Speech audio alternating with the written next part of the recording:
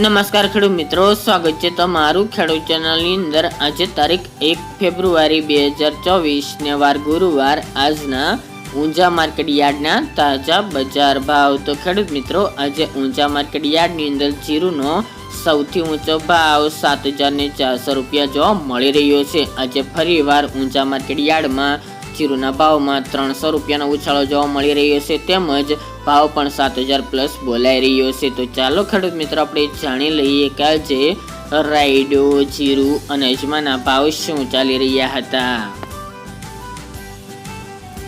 ખેડૂત મિત્રો, આજના ઊંઝા માર્કેટ યાર્ડના ભાવ જોઈએ તો જીરું 5300 થી 7,400 રૂપિયા, રાયડો 965 રૂપિયાથી 1,025 રૂપિયા, ઈસબગુલ 3,091 થી 3,630 રૂપિયા, અજમો 2,200 થી 3,238 રૂપિયા, વરિયાળી 1,100 થી 5,621 રૂપિયા અને તલ સફેદ 2,605 રૂપિયાથી 2,825 રૂપિયા।